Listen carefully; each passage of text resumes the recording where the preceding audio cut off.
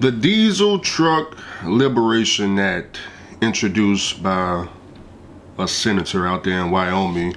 There's this news article going around about a diesel mechanic up in Wyoming, had his own shop, mom and pop shop, trying to save truckers, trying to save the fire department, trying to save anybody with emissions vehicles. That's going to be vehicles anywhere from 2008 and up, but more than likely 2012 and newer. Not just truck drivers, like I said, people outside of the trucking industry, because any of these vehicles that had emissions on it was subject to breaking down, and not just breaking down to, well, you know, like a normal vehicle breakdown and you just go get some new parts, put it on, and you good to go. No. With these emissions vehicles, when certain parts of the emission break, there ain't no fix to it. You can put new parts on, go down the road, and it breaks right back down. And it keeps derating, and it keeps derating, and you keep putting knot sensors on and one boxes and, you know, DPF filters. You don't know if you should bake the filters or buy new filters. Whatever situation you're going through, it's just a loop. It's like being on the hamster wheel. You just taking all that good money and throwing it away, throwing it away, throwing it away. But there is mechanics, multiple mechanics. I know some myself, but I don't put that information out there. But this particular mechanic in this news story up in Wyoming, he had a lot of people bringing their equipment to him. Why? Because he's a known mechanic. He's been working on semi-trucks and vehicles for years. A 65-year-old diesel mechanic, beloved in his community, winds up sentenced to a year in federal prison for violating EPA rules. He's now asking the Trump administration for a pardon, saying he was only trying to help some truckers keep their rigs on the road. National correspondent Jeff Paul has his story. When it comes to anything diesel, Troy Lake knows how to fix it, especially newer EPA-mandated emission systems that seem to be sidelining drivers. We'd get 200 calls a day. My truck's broke. From commercial big rigs to school buses and fire trucks, Troy says everyone was breaking down. The biggest thing I was hearing is the devices or their truck broke down and not able to deliver products or not able to get to a fire. Troy found a workaround. This is the EGR system. This is one of the things we were turning off. He tapped into the engine's computer, disabling some of the federally mandated emission systems. I didn't want to be Robin Hood. I just felt that it was wrong as far as what the government was doing to American people that wanted to work. When the government caught on, they raided Troy's shop in 2018. But 6 years later, under the Biden administration, he was charged and pled guilty to conspiracy to violate the Clean Air Act. Now on house arrest, Troy spent 7 months in federal prison. It's an experience I wouldn't want anybody to go through. Troy's case is now the driving force behind a new law one senator is accelerating to make sure the road ahead is much smoother for both drivers and mechanics. It's so absurd it doesn't even seem like America. Wyoming Senator Cynthia Lummis introduced the Diesel Truck Liberation Act. We want clean air, clean water. We want our land to be beautiful. This notion that this is a binary choice, the environment or humans, is wrong. We can have both. It not only prevents the EPA from prosecuting Clean Air Act violators, but calls for freeing folks like Troy. I want my life back. My wife and I, we need our life back. When we contacted the EPA about Troy's case, they referred us to the White House. Senator Lummis has sent a pardon request to the White House, which is aware and now reviewing. A decision is ultimately up to President Trump. Well qualified, knows how to keep a truck on the road. And what he discovered in 2018 was the only fix to these emissions vehicles was to remove the cancer. Now, a lot of people don't know what that word means when we say remove the cancer.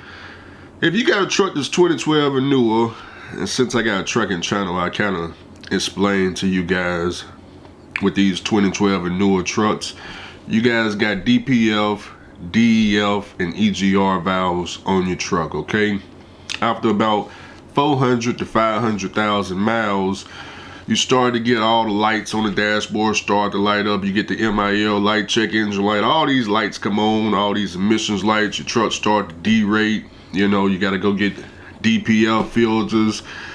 You put new DPF filters on, and then it's something else, and the next week it's something else, and you don't know when this crap is gonna start to derate, but all you know is you're losing money. You don't know what to do. Some of y'all done lost trucks due to emissions, but you didn't lose trucks due to the actual engine itself going bad. You lost a truck because of something dealing with the after treatment system or the emission system. That's why majority of truck drivers, that's mostly how they lost these trucks, these 2012 and newer trucks. It's mostly due to emissions.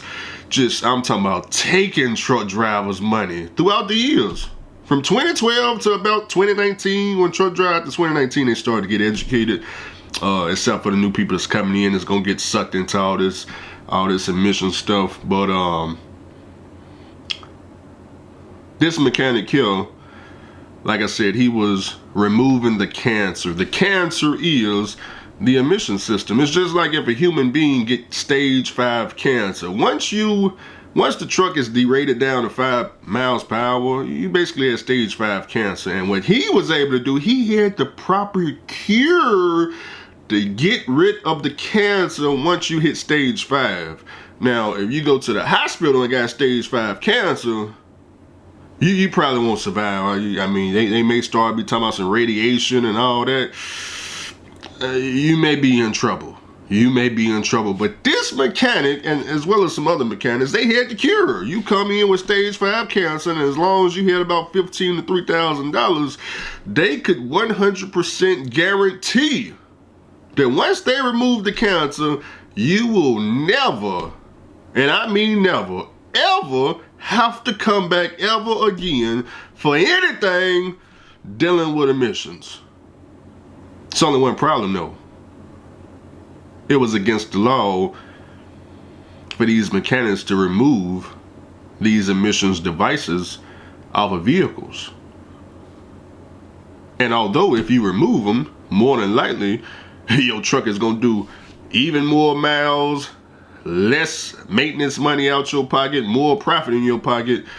That ain't how Freightliner and stuff get paid. How they was getting paid back in the day is you toss all this emission stuff on, and they know you got to constantly come back up in the dealership. It's like a loop. You got to constantly keep coming back in for emissions. What the problem today, man? I don't know, man. I need you to bake my DPF filters. What the problem is today, man? I think it's the EGR. What the problem today? It's the knot sensor. What's the problem today? I think it's the one bots. Man, look like you need a one bots, DPF filters, knot sensor, this sensor, that system. Man, we charge $275 an hour. You looking at, damn, this is good 50 hours in work. You ain't even overhauling the engine. What about the engine, man? Ain't nothing wrong with the engine. Yeah, ain't nothing wrong with the engine, but you see, you need this emissions, all this stuff on the side of the motor got to be working in order for the engine to work. You don't even know they can cut that cancer out and just leave a straight motor and you'll be fine, okay? But looking at this news story, says mechanic imprisoned for violating the Clean Air Act. It's ridiculous. It's ridiculous, but you know, he's not the only one that has been jailed for this. We got a couple of mechanics that's doing way more time than him. We got mechanics that's got way more fines than what he got to pay. I know some mechanics, the Diesel brothers, I think they was up to what, $12 million or 4 million, something like that. I know there's a big gap because I don't remember, but I know there's one particular mechanic in jail. He got 40 years for deleting semi-trucks. And all these guys are waiting for, well, this guy's waiting for a pardon from Trump. That may not come, but that's why the senator up there in Wyoming is introducing new legislation.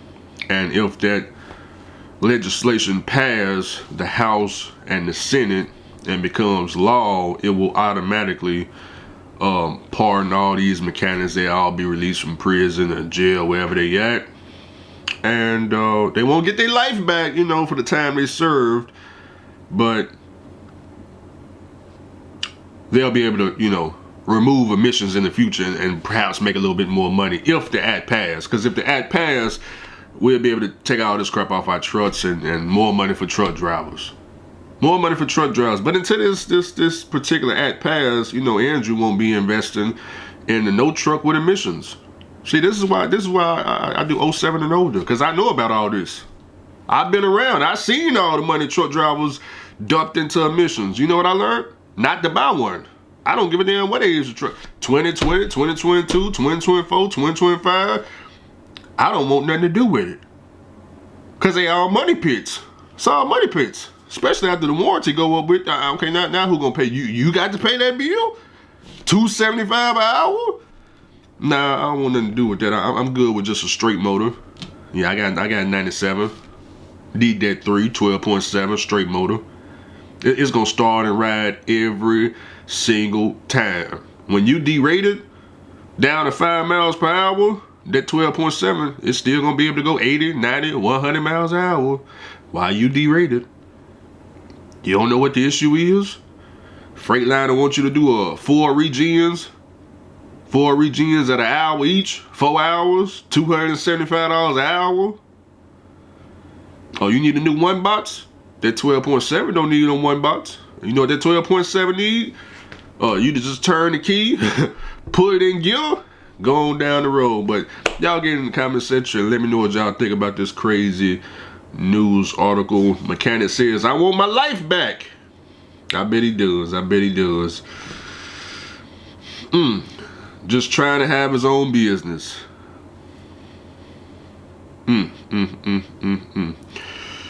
Well, that's all I got for right now. I'll be back later on.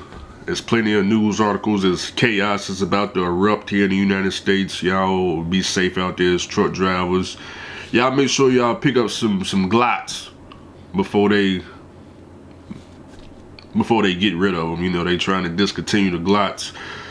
So you can't put the switch on them. They got the new style glots that you can't modify. So make sure y'all pick up a Glock for your truck. I'm gonna try to go out here and give me a Glock 19 before I can't buy that no more.